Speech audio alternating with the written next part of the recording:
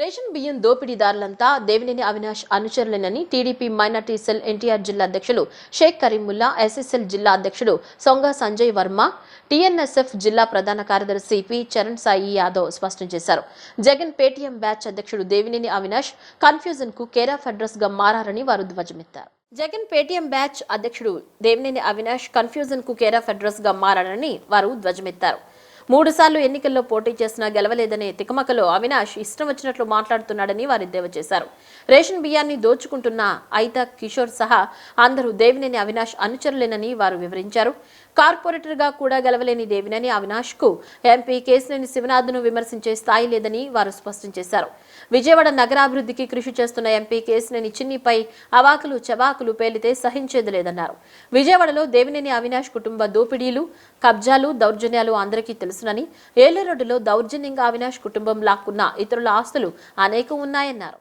పార్లమెంట్లో ఎన్నడూ లేని విధంగా 2,83,000 పైచిలుకు ఓట్లతో గెలిచిన ఏకైక వ్యక్తి విజయవాడ పార్లమెంట్ సభ్యులు కేశినేని చిన్ని గారు. మీరు చూసుకున్నట్లయితే విజయవాడలో మెడికల్ క్యాంపులు, పేద పిల్లలకి ఫీజులు, పండగలకి అన్ని కులాల వారికి బట్టలు, 7 నియోజకవర్గాల్లో కూడా ఆనాడు వైసీపీ ప్రభుత్వంలో అన్నా క్యాంటీన్లు తీసేయడం జరిగింది.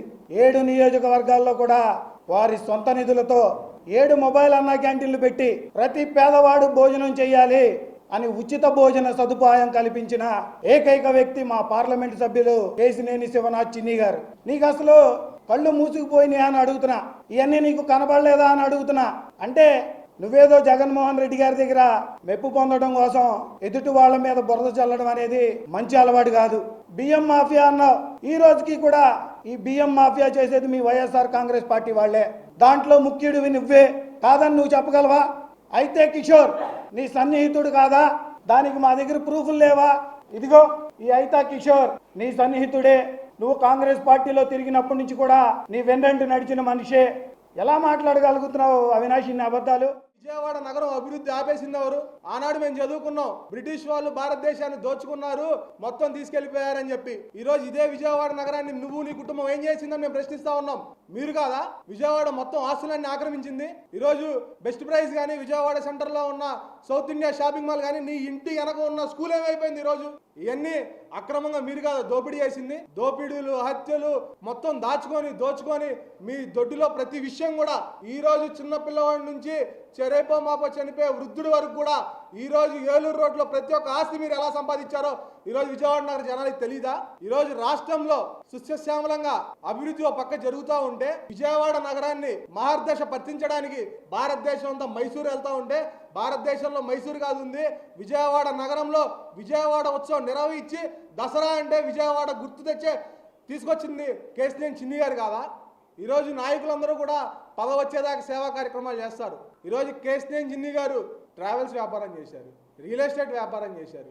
ఈరోజు అనేక కోట్ల రూపాయలు సంపాదించి ఈరోజు విజయవాడ నాకు బతికిచ్చింది, నా కుటుంబానికి అండగా నిలిచింది, ఆ విజయవాడకి నేను సేవ చేసుకోవాలని చెప్పి 100 కోట్లు ఖర్చు పెట్టుకొని విజయవాడ జనానికి ఆ రోజు పేదోడు తినే అన్నాన్ని కూడా నీ సైకో జగన్ రెడ్డి లాక్కుంటే, ఆ అన్నాన్ని కూడా నేను తెచ్చి పెడతాను, పేదోడు కడుపు నింపాలనే ముఖ్య ఉద్దేశంతో ఆనాడు అన్నా క్యాంటీన్ నిర్వహించాడు. ఈరోజు చంద్రబాబు నాయుడు గారు ప్రతి ఇంటికి ఒక వ్యాపారవేత్త ఉండాలి అనే ఒక ట్యాగ్ లైన్ తీసుకొని ఈరోజు అనేక మంది మహిళలకి ఈరోజు ఎన్ఐఆర్డి నుంచి అనేక లక్షల రూపాయలు తన సొంత డబ్బులు ఖర్చు పెట్టుకొని ఈరోజు మహిళలందరినీ కూడా పారిశ్రామికవేత్తలుగా తీర్చిదిద్దడానికి ప్రయత్నిస్తుంది. నీకు కనబడడం లేదా?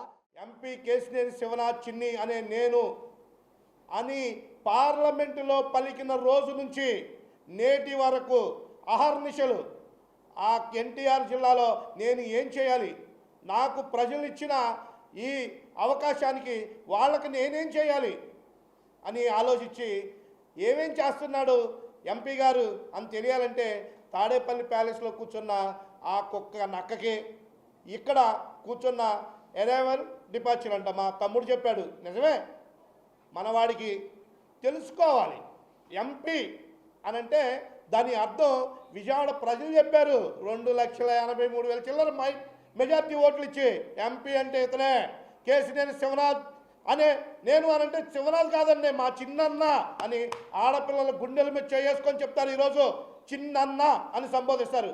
ఎందుకంటే మహిళలు చంద్రబాబు నాయుడు గారు చెప్పారు, ప్రతి ఇంట్లో ఒక పారిశ్రామికవేత్త ఉండాలని, మహిళల్ని మరి ఈ ఒక కుటుంబం బాగుపడాలంటే, ఒక కుటుంబాన్ని నిలబెట్టాలంటే మహిళకి ఇచ్చే గౌరవం కేశినేని శివనాథ్ చిన్నిని చూసి నేర్చుకోవాలి ఎవరైనా.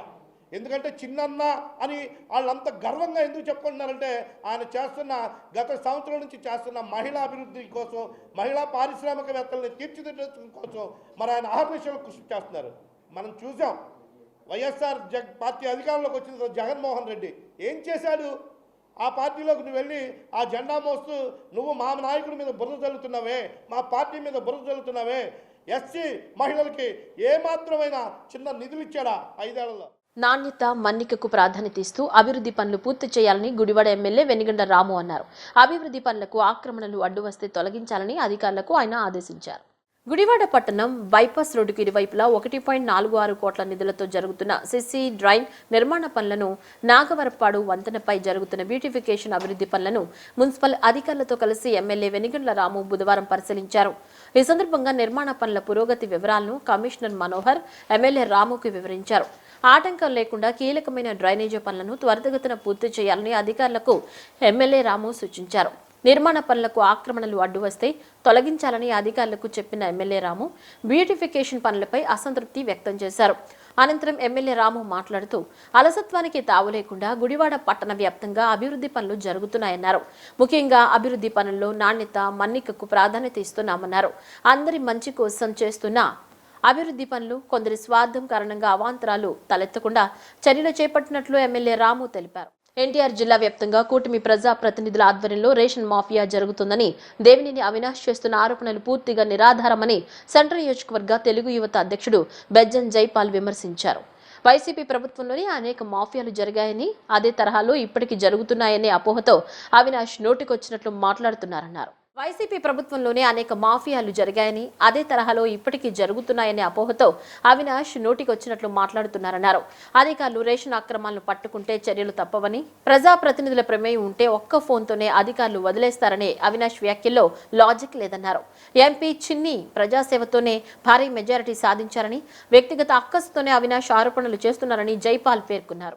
అవినీతికి కేర్ ఆఫ్ అడ్రస్గా గత 2019 నుంచి 2024 వరకు సాగించిన అరాచకమైన పరిపాలన జగన్మోహన్ రెడ్డి ప్రభుత్వంలో పరిపాలిస్తే దానిలో భాగస్వామైన నువ్వు ఈరోజు అవినీతి గురించి మాటలు చెప్పడం దెయ్యాలు వేదాలు ఇచ్చినట్లుగా ఉందన్నమాట. ఎందుకంటే ఎన్నికలకు ముందే కేశినేని చిన్ని గారు ఎంతో సేవా తత్పరతో 7 నియోజకవర్గాలే కాకుండా అతను పిలిచిన ప్రతి దగ్గర కూడా వెళ్ళి కోట్ల రూపాయలు ఖర్చు పెట్టి ప్రజలకి మెడికల్ క్యాంపులు ఏర్పాటు చేయటం, అదేవిధంగా మొబైల్ అన్నా క్యాంటీన్లు ఏర్పాటు చేయటం, తద్వారా కోట్ల రూపాయలు సొంత నిధులతో ఖర్చు పెట్టుకొని ఆ రోజున ఎటువంటి లాభాపేక్ష లేకుండా రాజకీయంగా అప్పటికి ఏమీ లేకపోయినప్పుడు కూడా ప్రజలకు సేవ చేయాలనే ఒక మనసుతో ఆ రోజు కేశినేని శివనాథ్ చిన్ని గారు కోట్ల రూపాయలు ఖర్చు పెట్టారు. ఆయన మంచితనాన్ని గమనించిన ప్రజలు దాదాపుగా 2,82,000 మెజార్టీతో ఆయన గెలిపించారంటే ఆయనకి ప్రజల్లో ఉన్న ఒక ప్రజాదరణని తెలియజేస్తుంది. అలాంటి గొప్ప ప్రజాదరణని చూసి ఓర్చుకోలేక ఈ రోజున దేవినేని అవినాష్ ఆ వైఎస్ఆర్సీపీ ముసుగులో ఉండి మాట్లాడుతున్నాడు. గతంలో ఇదే ఎంపీ సీటుకి మీ నాన్నగారు దేవినేని నెహ్రూ గారు పోటీ చేస్తే ఎన్ని ఓట్లు వచ్చినాయి? దాదాపు 1,39,000, 1,40,000 ఓట్లు వచ్చినాయి. అదేవిధంగా ఒక జాతీయ పార్టీ తరఫున దేవినేని అవినాష్ పోటీ చేస్తే తిప్పి కొడితే 3% ఓటింగ్తో కేవలం 39,000 ఓట్లు వచ్చినాయి. అంటే కేవలం 39,000 మాటలు వచ్చినాయి. 7 నియోజకవర్గాలు కలిపి 39,000 వచ్చినాయి దేవినేని అవినాష్కి. నిన్న వైఎస్ఆర్సీపీ జిల్లా అధ్యక్షులు ఒక మాట మాట్లాడుతున్నారు. ఈ రేషన్ బియ్యంలో మాఫియా జరుగుతుంది, ఎంపీ గారు చేపేస్తున్నారు, వీళ్ళు చేపేస్తున్నారని. వీళ్ళు ఏమనుకుంటున్నారంటే వీళ్ళు ఎలాగైతే గతంలో చేశారు మద్యంలో కానీ వీటిల్లో కానీ ఒక్కొక్క నియోజకవర్గం ఒక్కొక్కళ్ళని ఒక్కొక్క దాంట్లో ఒక్కొక్కళ్ళని చెప్పి ఎలా అయితే చేసుకున్నారు అలాగే వీళ్ళు కూడా చేస్తున్నారు అన్నట్టుగా ఒక అపోహ వీళ్ళు కల్పించుకొని దాని మీద ఇదిగా వీళ్ళు మాట్లాడుతున్నారు. మొన్నే వాళ్ళ మీద కేసులు కూడా బుక్ అయినాయి ఈ కల్తీ మద్యం వీటిలో కానీ విషయాల్లో కానీ. దానికి వీళ్ళు అధికారులు కొంచెం లంచాలు ఇచ్చి తప్పించాలని కూడా ట్రై చేశారు. దాన్ని దృష్టిలో పెట్టుకొని ఆ ప్రకంగా ఏదో తీసుకెళ్లి మర్చేద్దాం అనుకుంటున్నారు. ఇప్పుడు ఈయనకు ఒకటి అర్థం కావట్లా, జిల్లా అధ్యక్షుడు ఎలా అయ్యాడో మాకు తెలియట్లా, ఈ చిన్న లాజిక్ కూడా తెలియకుండా. ఇప్పుడు సెంట్రల్ నియోజకవర్గంలో కానీ అలాగే జిల్లాలో కానీ ప్రతి ఒక్కళ్ళు కూడా రేషన్ తీసుకుంటున్నారు. ప్రతి ఒక్క పౌరుడు కూడా రేషన్ తీసుకుంటున్నారు. వాళ్ళకి రేషన్ లేదు, లేదు రేషన్ అయిపోయిందని చెప్పి ఎవరు పంపించేట్లా వెనక్కి రేషన్ తీసుకుంటున్నారు. రేషన్ తీసుకుంటున్న తర్వాత కూడా ఒక్కొక్క నియోజకవర్గానికి 23 లక్షలు ఇస్తున్నారు, 25 లక్షలు ఇస్తున్నారు, తర్వాత ఎంపీ గారికి ₹1 కోటి ఇస్తున్నారు, నెలకి ఇస్తానంటున్నారు. అంటే వాళ్ళకి ఎంత రావాలి? అసలు ఇది చేయడానికి అవకాశం ఎక్కడుంది? ఏ మూల నుంచి ఉంది? ఇవ్వాల్సిన పౌరులకు ఇవ్వాల్సిన బియ్యం పౌరులకు అందుతుంది. పౌరులకు వెళ్ళిన తర్వాత ఒక లెక్క ప్రకారంగా నిబద్ధత ప్రకారంగా పంపిస్తారు పైనుంచి బియ్యం కానీ ఏదన్నా సరే లెక్క ప్రకారంగా సిస్టమేటిక్ గా. ఆ సిస్టమేటిక్ గా చేసేటప్పుడు ఇన్ని కోట్ల రూపాయల అవినీతి జరిగే అవకాశం ఎక్కడుంది? అదే ప్రజలకు ఇవ్వకుండా దీన్ని తప్పుదారి పట్టేస్తున్నారు, తప్పుగా చేస్తున్నారు అని చెప్తే మీరు చెప్పడానికి నమ్మశక్యంగా ఉంది. కానీ ప్రతి పౌరుడికి కూడా అందాల్సిన న్యాయబద్ధమైనటువంటి వాళ్ళ రేషన్ వాళ్ళకి అందుతుంది ఈ ప్రభుత్వం. ఆ తర్వాత జరిగే అవకాశం ఎక్కడుంది? ఈ తప్పుడు ప్రచారాలు చేసి చేసి ఇప్పుడున్న కూటమి పాలనకి వస్తున్నటువంటి పేరుని, ప్రజల్లో వస్తున్నటువంటి జనాదరణని దారి మళ్లించే ప్రయత్నం మీరు చేసినా అది ముమ్మాటిగా జరగని విషయం. గతంలో మీరు చేసిన తప్పిదాలు అన్ని కూడా ఒక్కొక్కటి బయటకు వస్తున్నాయి. ఈ సందర్భంలో మీరు దారి మళ్లించడానికి ఇట్లాంటి అవాకులు చవాకులు పేలి ఇలా చేస్తే సహించేదే లేదు. ఇక మీదట ఇటువంటి అవాకులు చవాకులు పేలితే మీ స్థాయి మర్చిపోయి మీరు మాట్లాడితే ఉపేక్షించేదే లేదని చెప్పి ఖబర్దార్ మీకు చెప్తున్నాం. మరి నిన్న దేవినేని అవినాష్ అనే వ్యక్తి చాలా హాస్యాస్పదంగా ప్రెస్ మీట్ పెట్టాడు. ప్రెస్ ఉంది కదా అని చెప్పి ఏ పడితే అవి మాట్లాడితే ప్రజలు ఊరుకోవడానికి సిద్ధంగా లేరు. ఆల్రెడీ నేను లాస్ట్ ఎలక్షన్స్లో వాళ్ళని బుద్ధి చెప్పి కూర్చోబెట్టారు. కృష్ణలంక పరివాహక ప్రాంతాల్లో తిరిగితే దేవినేని అవినాష్ అనే వ్యక్తి బిల్డింగ్లు కట్టే దగ్గర రోడ్ల మీద ఎక్కడైనా ఇసుక కానీ కంకర కానీ కనిపిస్తే ఆయన కానీ ఆయన అనుచరగం కానీ ఎంతగా వేలల్లో లక్షల్లో వసూలు చేశారు వాళ్ళ దగ్గర, ఇంటి ఓనర్స్ దగ్గర. మా దగ్గర అన్ని ప్రూఫ్లతో సహా ఉన్నాయి. మీరు బహిరంగంగా చర్చకు సిద్ధం అంటే మేము బహిరంగంగా చర్చకు సిద్ధంగా ఉన్నాం. మేము ఇలాంటి హాస్యాస్పద వ్యాఖ్యలు చేయాలనేది మేము ఖండిస్తున్నాము. మీరేమన్నా ప్రూఫ్లతో ఉంటే రండి, మేము ప్రూఫ్లతో వచ్చి మాట్లాడతాము. అదే కానీ చిన్ని గారు ₹1 కోటి తీసుకున్నారు, ఒక్కొక్క ఎమ్మెల్యే 25 లక్షలు తీసుకున్నారని మాట్లాడడం అనేది చాలా తప్పు. మీరు గత హయాంలో మీరు తీసుకున్న డబ్బులు కానీ లిక్కర్ మాఫియాల్లో కానీ తీసుకున్న ఇవన్నీ చేసుకున్న అన్నీ ఇప్పుడు గుర్తొచ్చి వాళ్ళ పేర్ల మీద వేసి వీళ్ళ పేర్ల మీద వస్తున్నారేమో. వీళ్ళ అన్నయ్యని చూసి నేర్చుకోమంటున్నారు. ఏం చూసుకోవాలండి? వీళ్ళ అన్నయ్యని చూసి నేర్చుకోమంటున్నారు. ఆయన అధికార పార్టీలో ఉండి ఇంకా సీటే కన్ఫర్మ్ అవును చిన్ని గారి మీద పోటీ చేయలేక భయంతో ఆయన పారిపోయారు. ఇలాంటి వ్యక్తి చిన్ని గారు ఆయన్ని చూసి నేర్చుకోవాలా? ఏంటి అధికారంలోంచి వెళ్ళిపోయాలి, ఇలా పారిపోవాలని నేర్చుకోమంటారు ఆయన్ని? ఆయనకి సాఫ్ట్వేర్ కంపెనీలు ఉన్నాయి. ఆయన రియల్ ఎస్టేట్లో లక్షల్లో సంపాదించిన అన్ని తెచ్చి పేద ప్రజల కోసం బాగు చేయడానికి చూస్తున్నారు. అలాంటి వ్యక్తిని చిన్ని అని సంబోధించినా మేము ఊరుకోవడానికి సిద్ధంగా లేము.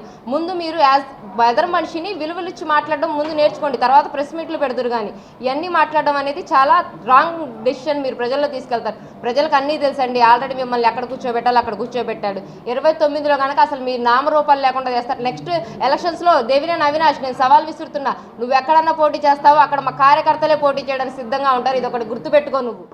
మూత్రపిండాల ఆరోగ్యంపై ప్రజల్లో అవగాహన పెంపొందించేందుకు వరల్డ్ కిడ్నీ డే సందర్భంగా నెఫ్రాలజిస్ట్ ఆఫ్ విజయవాడ ఆధ్వర్యంలో ఈ నెల 12వ తేదీ ఉదయం 6:15 కిడ్నీ హెల్త్ అవేర్నెస్ వాక్థాన్ నిర్వహించనున్నట్లు నిర్వాహకులు తెలిపారు.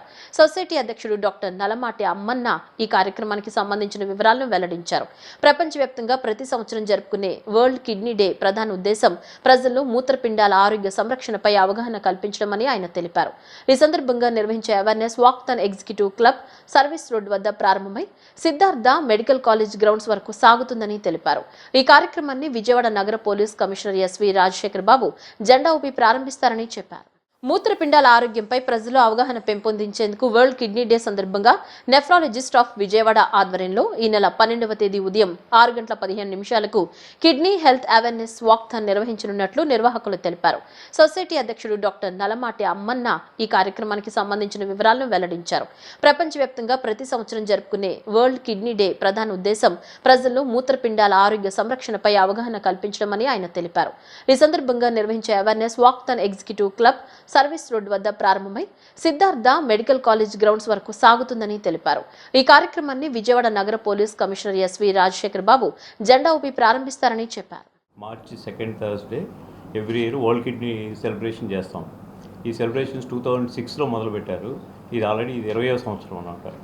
బేసిక్గా ఇది ఎందుకు చేస్తారంటే వరల్డ్ కిడ్నీ సెలబ్రేషన్స్ ఎందుకు చేస్తామంటే పేషెంట్స్కి కిడ్నీ హెల్త్ గురించి కిడ్నీ గురించి వివరించి చెప్పడానికి పబ్లిక్ని అవేర్నెస్ పెంచడం కోసం, వాళ్ళకి అవగాహన పెంచడం కోసం చేసే కార్యక్రమం ఇది. ఈ కార్యక్రమాన్ని రేపు మార్నింగ్ మేము అక్కడ ఒక వాక్థాన్ లాగంటే ఒక 1000 మందితో ఒక నడక ఎగ్జిక్యూటివ్ క్లబ్ నుంచి సిద్ధార్థ మెడికల్ కాలేజ్ వరకు నడుస్తున్నాము. ఈ వాక్ని మన సిపి గారు రాజశేఖర్ బాబు గారు ఫ్లాగ్ ఆఫ్ చేస్తారు. అక్కడికి వెళ్ళిన తర్వాత సిద్ధార్థ మెడికల్ కాలేజీలో university of health sciences registrar Sudheer Babu గారు, అక్కడ ప్రిన్సిపల్ వై ఏడుకొండలరావు గారు, తర్వాత మేడం మోవాని సర్కార్, ఆవిడ పీసీ సర్కార్ గారి మనవరాలు, పీసీ సర్కార్ జూనియర్ గారు అమ్మాయి, actress Bengal and motivational speaker. ఆవిడని మేము అడిగితే పాపం ఆవిడ యాక్సెప్ట్ చేసి వచ్చారు ఇక్కడికి. ఆవిడ మిగిలిన నెఫ్రాలజిస్ట్, విజయవాడలో ఉన్న నెఫ్రాలజిస్టులు అందరూ కూడా ఈ కార్యక్రమంలో పాల్గొంటున్నారు. బేసిక్ ఏంటంటే ఈ వరల్డ్ హెల్త్ ఆర్గనైజేషన్ వాళ్ళు ఎవ్రీ ఇయర్ ఒక స్లోగన్ రిలీజ్ చేస్తారు. అంటే ఆ సంవత్సరం కిడ్నీ గురించి ఏం చెప్పాలి. ఈ సంవత్సరం ఏంటంటే కిడ్నీ హెల్త్ ఫర్ ఆల్, అంటే అందరికీ కిడ్నీ ఆరోగ్యము, కేరింగ్ ఫర్ ద పీపుల్, ప్రజల్ని సంరక్షించుకోవడం, దాని ద్వారా ప్రొటెక్టింగ్ ద ప్లానెట్, మన ప్లానెట్ని మనం సంరక్షించుకోవడం, అది ఈ సంవత్సరం ఇచ్చిన slogan. Walk for your kidneys. బేసిక్గా కిడ్నీ హెల్త్ గురించి అవేర్నెస్ కోసం ఇది జరుపుతున్నాము. కిడ్నీలకు సంబంధించిన డిసీజెస్ సాధారణంగా ఏసిమ్టమాటిక్గా, అంటే అసలు ఎటువంటి లక్షణాలు లేకుండా ఉంటాయి. ఇటువంటివి తొందరగా బయటపడితే, ఎర్లీగా డిటెక్షన్ చేస్తే మనం కనుక్కోవడం అనేది కష్టమే అయినా కూడా వాళ్ళు సంరక్షించుకోవడము, కిడ్నీ డిసీజెస్ని ప్రోగ్రెషన్ని మనం ప్రివెంట్ చేయడము జరుగుతుంది. అందు గురించి అవేర్నెస్ అనేది చాలా ఇంపార్టెంట్ అందరికీ. అందు గురించి ప్రతి సంవత్సరము కూడా ఈ వరల్డ్ కిడ్నీ డే అనేది అవేర్నెస్ కోసం క్యాంపెయిన్ జరుగుతుంది. Walk for your kidneys. మీ కిడ్నీల గురించి మీరు తెలుసుకోవాలి. దాని గురించి ఒక నడకలాగా, ఒక సమూహంగా అవేర్నెస్ క్యాంపెయిన్ జరుపుతున్నాము. ఇది డాక్టర్ గారు చెప్పినట్లుగా కిడ్నీ హెల్త్ ఫర్ ఆల్, అందరికీ కిడ్నీ ఆరోగ్యం ఉండాలి. కిడ్నీ అనారోగ్యం వలన ఎవరు కూడా ఇర్రివర్సిబుల్ స్టేట్కి వెళ్ళడము, డయాలసిస్ స్టేట్కి వెళ్ళడము అనేది జరగకుండా ఉండాలి అంటే వాళ్ళకి అవగాహన ఉన్నప్పుడు మాత్రమే తెలుస్తుంది ఇటువంటివన్నీ. కొన్ని మన చేతిలో ఉన్నాయి, కొన్ని మన చేతిలో లేవు. మన చేతిలో ఉన్న వాటిని, ఉదాహరణకి డయాబెటీస్, హైపర్ టెన్షన్ వంటి కామన్ వ్యాధుల వలన వచ్చే కిడ్నీ జబ్బుల్ని కనీసం మనం ఎర్లీగా గుర్తించి వాటి ప్రోగ్రెషన్ని ఫర్దర్గా మనం ఎర్లీ స్టేజెస్లో ట్రీట్మెంట్ చేసినట్లయితే వాళ్ళు ఇర్రివర్సిబుల్ స్టేట్కి పోకుండా మనం కాపాడగలము. సో మన చేతిలో ఉన్నది మనం చేయడానికి ముందల మనకి ఏం చేస్తున్నాము, ఏం చేయబోతున్నాము అనేది తెలియాలి. కాబట్టి ఈ అవగాహన. World Kidney Day happens to be a very important day to create awareness regarding the part of our body which we actually do not look at. Probably we think it is not as important as the rest of us, but the awareness is because if your kidneys, which take out the toxicity from your system, becomes hurt or affected somehow, then the system will fail. It can be fatal and a huge hazard. And as we know that the body's toxicity is handled by the kidneys. So how as a normal person can we protect our kidneys? Can we be kind to our kidneys and have a better longevity in terms of health? And we know that true health is actual wealth. So if we really want Lakshmi in our lives, then we would want to care for the system which handles toxicity. In today's arena of stress, high blood pressure, high blood sugar, and especially people seeing different things on social media and probably popping a few medicines, I think it can be fatal to our kidneys. And I think the awareness which the doctors are creating on the 12th of March, the second Thursday of March month every year, the 20th year this year, I'm so happy, so proud to be here to create better lives for people, because I think that the kind of magic that we do, that is on screen, the big screen where I perform my kind of magic, it is even better to touch human lives and to be there for a grand purpose. And the wonderful work the doctors are doing, this is some true impetus. Bulletin ముగించే ముందు headlines మరోసారి.